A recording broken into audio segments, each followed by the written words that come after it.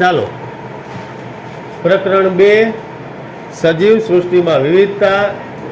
એની અંદર વનસ્પતિમાં વિવિધતા. વનસ્પતિમાં વિવિધતા કઈ કઈ હોય તો કે કદના આધારે, એટલે કે એની સાઇઝના આધારે, કેટલું મોટું છે કેટલું નાનું છે. પછી એના પર્ણ અને મૂળનો સંબંધ, એટલે કે એના પાંદડા કેવા છે અને એનું મૂળિયું કેવું છે. પછી છે એની નિવાસ સ્થાન મુજબ લાક્ષણિકતા, એટલે કે ક્યાં રહે છે, રણમાં ઉગે છે, પર્વત ઉપર, પાણીમાં કે જમીન ઉપર. આ એના નામ. જો કદના આધારે અહીંયા છોડ છે તો એમાં ટમેટી આવે, શ્રુપ એમાં ગુલાબ આવે, વૃક્ષ તેમાં આંબો આવે. પછી પર્ણ અને મૂળના સંબંધમાં આવે જાળીદાર શિરાવિન્યાસ, સોટી મૂળ તંત્ર અને સમાંતર શિરાવિન્યાસ તંતુ મૂળ. પછી નિવાસ સ્થાન તો કે ભાઈ રણ, જાડા અને માંસલ પ્રકાંડ હોય, પાંદડા ન હોય. અને પર્વત જે દેવાદાર શંકુ આકારના ઢોળાવાળી શાખાઓ. પછી છે પ્રાણીઓમાં વિવિધતા. તો એની અંદર હલનચલન, હલનચલનના આધારે પ્રકાર ચાલવું, કૂદવું, ઉડવું, સરકવું ને તરવું.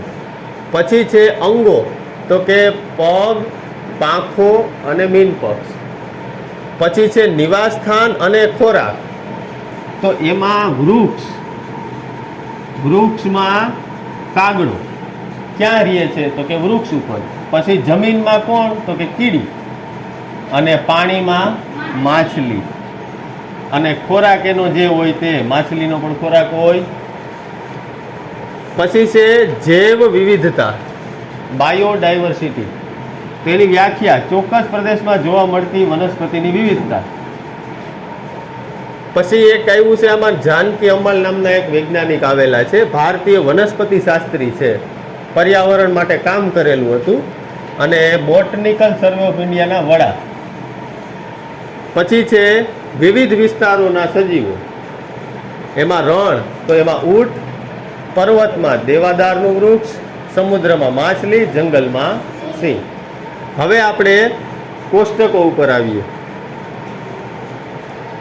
અહીંયા આપણને કોષ્ટકો આપેલા છે.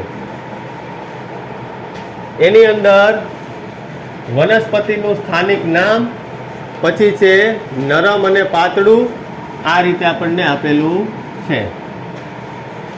તો પેલું છે સામાન્ય ઘાસ. તો એનું પ્રકાંડ હોય નરમ અને પાતળું. પ્રકાંડ એટલે એની ડાળખી, ડાળખી. પછી છે પર્ણો, પાંદડાનો આકાર અને ગોઠવણી. તો પ્રકાંડ પર વિવિધ સ્થાનેથી એકાંતરે એકાકી પર્ણ વિકસે છે, એટલે કે એક પછી એક પર્ણ આવે. ઘાસની અંદર આવી રીતના હોય. એમાં પુષ્પ આવે ન આવે. ઘાસમાં પુષ્પ આવતા નથી. ઘાસ એટલે ખડ. અન્ય કોઈ પણ અવલોકનો અને લક્ષણો તો કે ભાઈ એમાં લીલા પર્ણો હોય. પાંદડા બધા ઘાસના લીલા હોય. પછી છે તુલસી. તો તુલસીમાં કીધું છે સખત અને પાતળું. એનું પ્રકાંડ કેવું હોય, સખત અને પાતળું. પછી એના પર્ણ કેવા હોય તો કે એમાં પર્ણ જોડીમાં હોય અને એકબીજાથી વિરુદ્ધ દિશામાં હોય. તુલસીના પર્ણને આપણે જોઈએ ને તો એકબીજાથી વિરુદ્ધ દિશામાં હોય.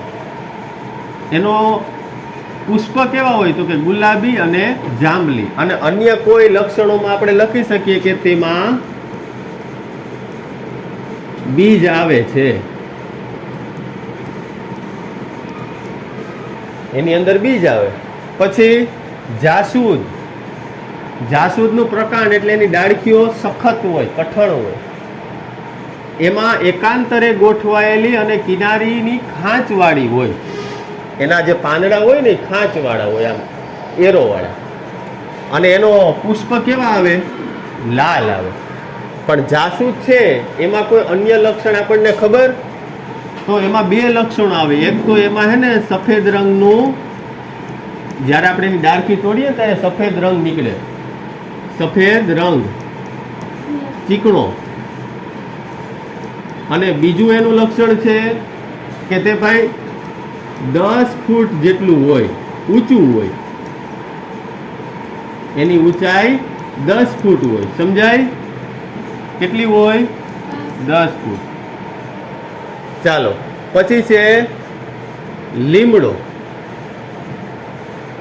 તો લીમડાની આપણે સખત અને જાડું એના નાના પર્ણ અને જોડીઓ હોય. પછી સફેદ અને નાના એના પુષ્પો હોય અને લીસી સપાટીવાળા પર્ણ હોય લીમડાના. લીમડાના પાંદડાને આપણે અડીએ ને તો આપણને લીસું લાગે. ચાલો, પછી છે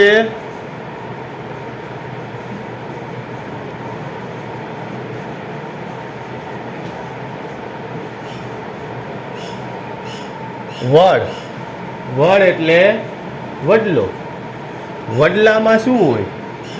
તો કે ભાઈ સખત અને ખૂબ જાડું એનું પ્રકાંડ હોય.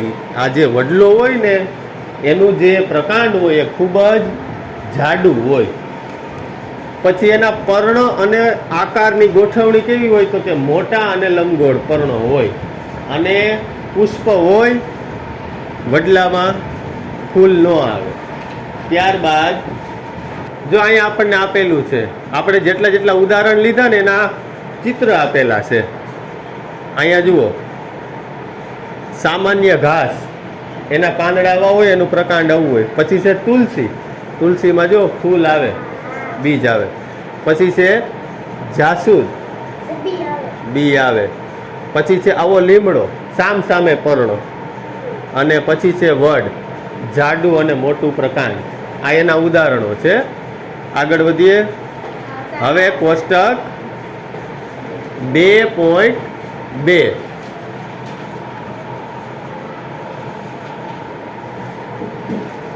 ચાલો, અહીંયા આપણને આપણી આસપાસના વિવિધ પ્રાણીઓના અવલોકનો આપણને કીધા છે. નીચે તમને પ્રાણીઓ દેખાય છે, આપણે એના અવલોકનો જોવાના છે. ચાલો, પ્રાણીઓના નામ, સ્થાનિક નામ. તેઓ જ્યાં રહે છે તે સ્થાન, તેઓ જે ખોરાક ખાય છે તે, તેઓ જે રીતે પ્રચલન એટલે ચાલવું અથવા તો એક જગ્યાએથી બીજી જગ્યાએ જવું. અને અન્ય અવલોકનો અને લક્ષણો. તેમાં પેલું છે કાગડો. કાગડો ક્યાં રહે છે? વૃક્ષ પાન, વૃક્ષ ઉપર. તે શું ખાય? જીવજંતુઓને હેઠવાડ. તે કઈ રીતે ચાલે છે? તો કે ભાઈ ઉડીને અને ચાલીને, બે રીતે. અને પગ પણ હોય અને પાંખો પણ હોય. અન્ય અવલોકનો, તેની ચાંચમાં ડાળખી એટલે કે તણખલું લઈ જવાની એને ટેવ હોય. કંઈક ને કંઈક ભેગું કર્યા રાખે કાગડો. પછી કીડી. કીડી ક્યાં રહે? જમીનમાં દરમાં રહે. તે શું ખાય? પર્ણ ખાય, બીજ ખાય અને જીવજંતુઓ. કઈ રીતે પ્રચલન કરે? ચાલીને. અને અન્ય અવલોકનમાં કેટલા પગ હોય કીડીને? 6 પગ. 6 પગ ધરાવે છે. પછી છે ગાય. ગાય કોઢ અથવા તો ગમાળમાં રહે. ગૌશાળા ચાલે. તે શું ખાય? ઘાસ અને પર્ણ. કઈ રીતે પ્રચલન કરે? ચાલે. અન્ય અવલોકનમાં એને 4 પગ હોય ને 1 પૂંછડી હોય ગાય. ચાલો આગળ. હવે આવી ભેંસ. અહીંયા દેખાય છે ભેંસ? હા, ભેંસ ગમાણ અથવા તો તળાવ પાસે રહે. શું ખાય છે? ઘાસ અને ખોળ ખાય.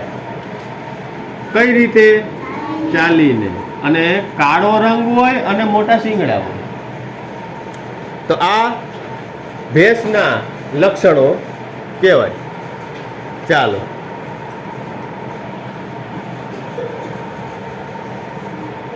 હવે આગળ જઈએ. જો કીડીના પગ દેખાય છે, 1 2 3 4 5 ને 6. આ રીતે 6 પગ હોય. હવે આવે છે કોષ્ટક 2.3. ચાલો, અહીંયા આપણે વનસ્પતિનું નામ આપેલું છે, ઊંચાઈ, એનો પ્રકાંડ કેવો છે? લીલો, કથ્થઈ. પ્રકાંડ કુમળું કે સખત? પ્રકાંડ જાડું કે પાતળું? શાખાઓ ડાળખીઓ જમીનની નજીક છે, શાખાઓ જમીનથી ઉપર છે, અને જૂથનું નામ. 3 જૂથ હોય: વૃક્ષ, છોડ અને ક્ષુપ. આ 3 પ્રકારના વનસ્પતિ હોય. તો આપણે પેલું જોઈએ, વનસ્પતિ આંબો. આંબા ઊંચાઈ ઊંચું હોય, આંબો બહુ ઊંચો હોય. પ્રકાંડ કેવો કલર હોય? કથ્થઈ. પ્રકાંડ સખત હોય, પ્રકાંડ જાડું હોય, શાખાઓ જમીનની નજીક ન હોય, ઉપર હોય. અહીંયા ઉપરમાં હા છે એટલે નીચેમાં ના. અને જૂથ શું કહેવાય? વૃક્ષ. જે વનસ્પતિ 15 ફૂટ કરતા ઉપર હોય તે વૃક્ષ થઈ જશે. જે વનસ્પતિ 15 ફૂટથી 5 ફૂટ સુધી હોય તે ક્ષુપ થશે. અને જે 5 ફૂટ કરતા ઓછી હોય, એટલે કે 5 ફૂટ એટલે એડલ્ટ, જે આપણે કહીએ મોટી ઉંમરના માણસો, જેમ કે અમે, તો અમારાથી જેટલી વનસ્પતિ નાની હોય ને અમારી ઊંચાઈ કરતા, એ શેમાં આવશે? છોડવામાં આવે. સમજાણું? અમારાથી નીચું તો છોડવું, 5 ફૂટ કરતા નીચે. 5 ફૂટથી 15 ફૂટ તો ક્ષુપ, અને 15 ફૂટથી ઊંચું હોય એટલે વૃક્ષ થઈ જાય. પછી છે ગુલાબ. ગુલાબની ઊંચાઈ મધ્યમ. પ્રકાંડ કથ્થઈ, પ્રકાંડ સખત, અને પ્રકાંડ પાતળું હોય. ગુલાબનું પ્રકાંડ હોય કડક, પણ ઓમ પાતળું હોય. જમીનની નજીક, શાખાઓ હા, અને જૂથનું નામ ક્ષુપ. ચાલો, પછી છે ટમેટી. એ પણ નીચા હોય.